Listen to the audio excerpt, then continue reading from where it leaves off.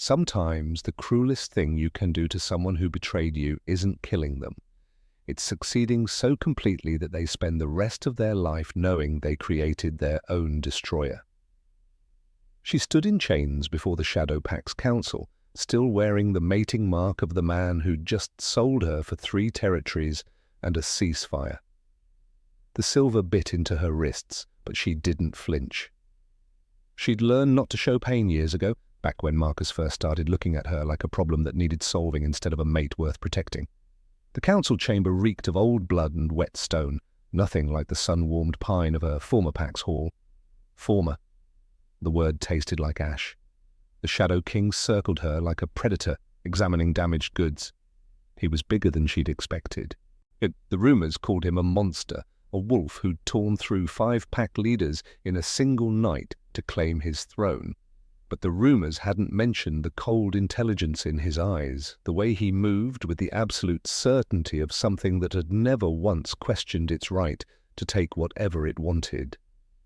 "This is what Red Creek sends?" His voice carried through the chamber, smooth and dangerous. "Their alpha's discarded mate? How generous!" Laughter rippled through the council. 12 wolves who'd pledged their lives to a king, who collected power the way other wolves collected scars. She kept her eyes fixed on the stone floor, counting the dark stains that wouldn't wash out. 14. 14 wolves had bled out on this exact spot. "She's broken, Your Majesty." Marcus's voice cut through from somewhere behind her. She hadn't realized he'd followed them in. Of course he had. He'd want to watch to make sure his investment paid off. Her wolf's been silent since she turned 18. 10 years dormant. She's manageable, useful for labor, breeding stock if you're desperate, but no threat to your pack's hierarchy. The king stopped directly in front of her, close enough that she could see the silver threading through his dark hair, the 3 claw marks carved deliberately across his collarbone. Pack marks, she realized, kill marks, 1 for each territory he'd absorbed. "Look at me." It wasn't a request. She lifted her gaze slowly, prepared for disgust or disinterest. What she saw instead made her stomach drop. Fascination. "Your mate promised me a broken wolf, easy to control." The king tilted his head, studying her face like he was reading a language only he understood. "What he didn't mention was why your wolf has been silent for 10 years, or what would happen when it finally woke up." Something cold slithered down her spine. He couldn't know. No one knew except her grandmother, and she'd been dead for 7 years. "She won't wake up," Marcus said quickly, too quickly. "The pack healers confirmed it, whatever bloodline defect." "Did I ask you to speak?" The king's words came out soft, almost gentle. Marcus's voice cut off mid-sentence like someone had reached down his throat and torn the words out. "In fact, did I give you permission to enter this chamber at all?" The temperature in the room dropped 10 degrees. She felt Marcus's terror like a physical thing, thick and choking. "Forgive me, Your Majesty." I only wanted to ensure the terms were clear." The terms are clear. 3 territories, a ceasefire along the northern border, and this. The king gestured at her like she was a particularly interesting piece in a game Marcus didn't fully understand he was losing. "You've delivered your payment. Now get out before I decide. Red Creek's alpha insulted me by following his own transaction into my hall like a merchant who doesn't trust his customer's coin." She heard Marcus leave, fast, his footsteps echoing his humiliation. Good. She hoped it burned. She hoped every step back to Red Creek felt like swallowing glass. The king waited until the heavy doors slammed shut before speaking again. "Strip her of the old pack markings," he commanded, his eyes never leaving her face. "If she survives the burning, she's ours."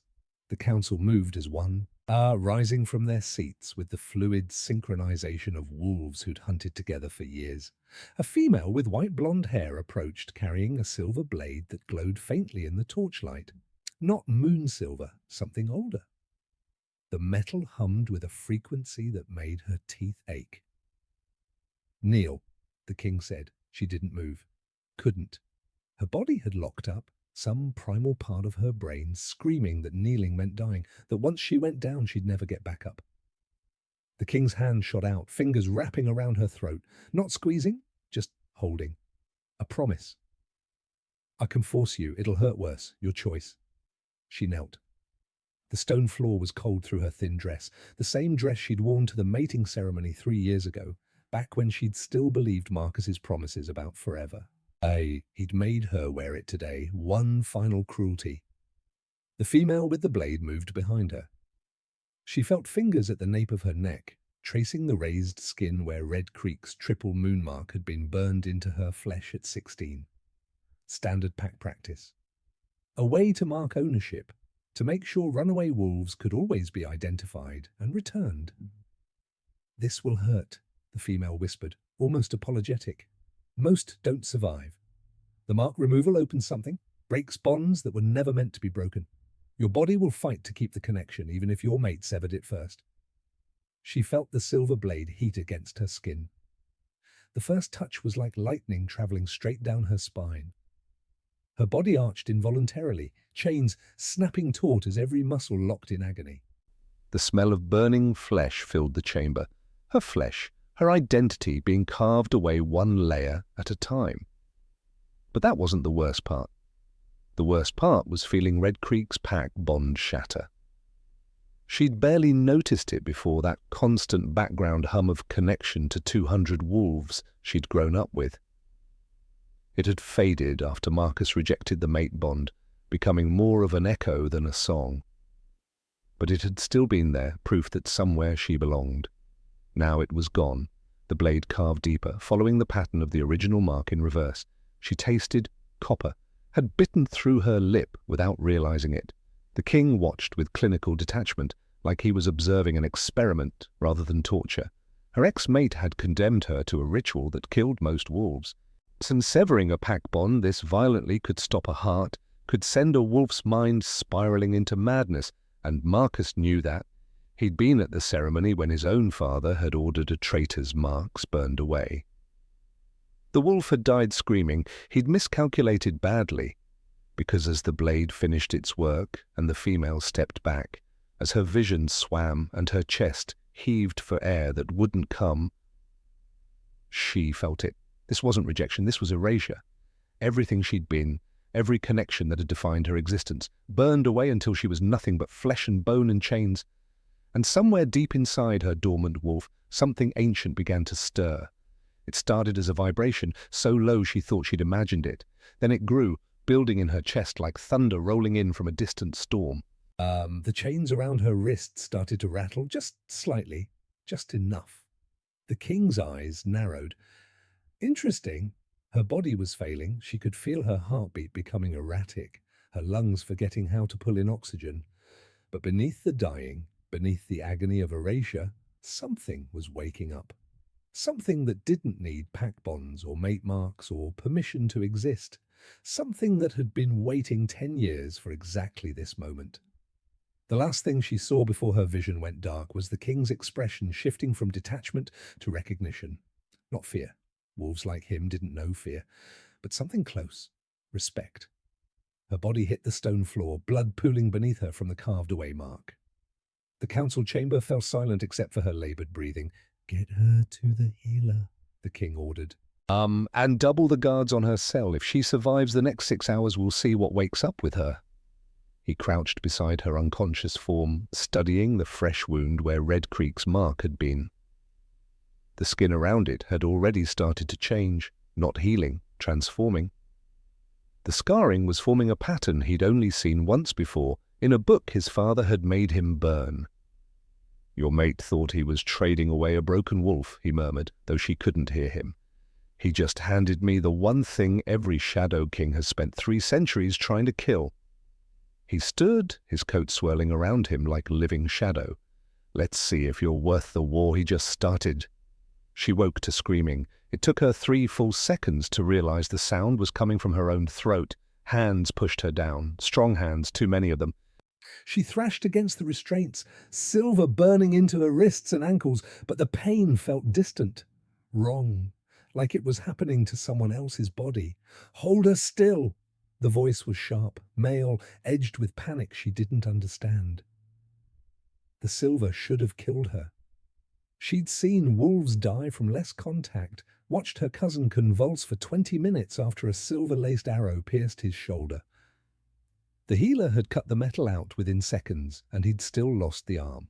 But as her vision cleared and she looked down at her wrists, at the silver cuffs digging into her flesh, she saw something impossible. Her skin was absorbing it. Not burning, not blistering, drinking. The metal seemed to liquefy at the points of contact, silver veins spreading beneath her skin like tree roots seeking water. It didn't hurt. It felt like coming up for air after being held underwater for years. Impossible. The Shadow Pack's healer stumbled backward, his face white as bone. He was older than she'd expected, maybe 60, with the kind of scars that spoke of decades surviving in a pack that ate its weak. And he looked terrified. She's not just surviving. She's feeding on it. The king's interest sharpened from casual cruelty to calculated obsession. He appeared in her peripheral vision, moving so quietly she hadn't heard him enter. How long had he been standing there? How long had she been unconscious? Explain. One word, delivered like a blade between ribs. The healer's hands shook as he gestured at her wrists. Silver is poison to our kind. It disrupts the bond between human and wolf, forces a separation that tears us apart from the inside. But she's... He swallowed hard. She's integrating it. I've never seen anything like this. It's like her body recognizes the metal as something it's been missing. The king leaned closer, his eyes tracking the silver veins now visible beneath the skin of her forearms. How is that possible? It's not, unless... The healer cut himself off, his face going even paler, if that was possible. Finish. Unless she's moonmarked. The temperature in the room plummeted. She felt every wolf in the vicinity tense, their collective shock hitting her like a physical wave. Even restrained, even barely conscious, she could sense their sudden, visceral fear. That's extinct, the king said softly, dangerously. I know what the histories say, Your Majesty, but the histories also said moonmarked wolves could process silver the way we process moonlight. That their bodies needed it to fully mature. The healer's voice dropped to barely a whisper. The last confirmed moonmarked wolf was executed 273 years ago by your great-great-grandfather. Silence fell like an executioner's axe. The king studied her with the intensity of a predator who'd just realized his prey had teeth. Leave us. The healer didn't argue. She heard him practically run from the room, the door slamming with the finality of a coffin lid. She was alone with the Shadow King. You have questions, he said, pulling up a chair and sitting like they were having tea instead of discussing her apparent death sentence. Ask them. Her throat was raw from screaming, but she forced the words out. What's moonmarked? A bloodline my family has spent 3 centuries erasing from existence. He said it casually, like he was discussing the weather. Wolves who could command silver instead of being poisoned by it, who could break pack bonds at will, who aged differently, who reached full maturity at 28 instead of 18. His eyes locked on hers. Wolves who could kill a Shadow King with a touch if they were strong enough. Her heart stopped. Your 28th birthday is in 3 weeks, he interrupted. Did you know that? She hadn't. She'd stopped tracking birthdays after Marcus rejected the mate bond. Time had become something that happened to other people. The maturation process is violent, the king continued. At least it was, according to the records we kept. Most moonmarked wolves didn't survive it. Their bodies couldn't handle the transformation, but the ones who did became the most dangerous predators our species had ever known. He leaned back, studying her like a puzzle he was slowly solving. Your wolf has been silent for 10 years, since you turned 18, the age when normal wolves fully mature. I think your wolf never matured. I think something in your bloodline recognized you weren't ready yet, that you needed more time. And I think whatever ritual or binding kept you dormant is breaking. He gestured at the silver veins crawling up her arms. This is your body preparing for what comes next. Terror and something else. Something that felt dangerously like hope warred in her chest. If you know what I am... Why haven't you killed me already? The king's smile was sharp enough to draw blood. Because you're the first moonmarked wolf to survive long enough to reach maturation in nearly 300 years. Do you have any idea how valuable you are? You mean how dangerous? I mean both. He stood pacing the small cell with predatory grace. My family built the Shadow Pack on one principle.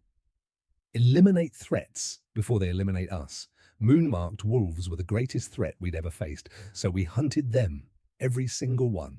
Tracked bloodlines across continents, infiltrated packs, burned entire territories to ash to make sure we'd gotten them all. He paused. Apparently we missed one. She wanted to argue, to insist he was wrong, that she was just broken like Marcus had always said. But the silver veins pulsing beneath her skin made denial impossible. "Your grandmother," the king said suddenly. "What pack was she from?" The question hit like a fist to the gut. "I don't know. She never talked about her past.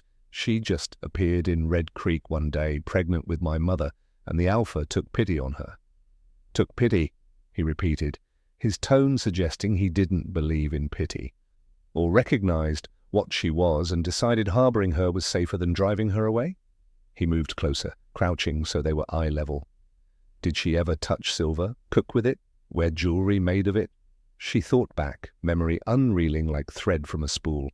Her grandmother's cottage, the silver wind chimes that hung in every window. The way she'd handled silver serving pieces without gloves when every other wolf in Red Creek wouldn't touch the metal bare-handed. The necklace, pure silver, carved with symbols she'd never been able to identify, that her grandmother had been buried wearing. "She did," she whispered. "I thought she was just tougher than other wolves." She was moonmarked, and she hid it well enough to die of old age in a pack that would have killed her if they'd known. The king's expression held something that might have been respect if he were capable of such an emotion. "She taught you, didn't she? How to suppress your wolf, how to seem broken instead of dormant. She told me it was for my protection, that if I let my wolf wake up too early, before I was ready." The memory surfaced sharp and clear, her grandmother's hands on her shoulders. Our eyes fierce with urgency. "Promise me you'll wait. Promise me you won't let her out until you're 28, no matter what anyone says and no matter how much it hurts. Your life depends on it." She'd kept that promise. Even when Marcus called her defective, even when the pack healers declared her broken, even when staying silent meant losing everything. "She was trying to get you to maturation," the king said. "But she died before she could tell you the truth, didn't she? Left you thinking you were damaged instead of dormant." Rage flooded through her, hot and vicious. "And my mate sold me to the one pack that's been exterminating my bloodline for 300 years. Did he know? Did Marcus?" "No." The certainty in the king's voice stopped her cold.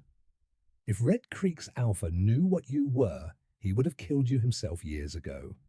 Probably would have called me to do it since we're so good at it." His smile was razors and ice. "Your mate sold you to the one pack that would have paid anything to kill you.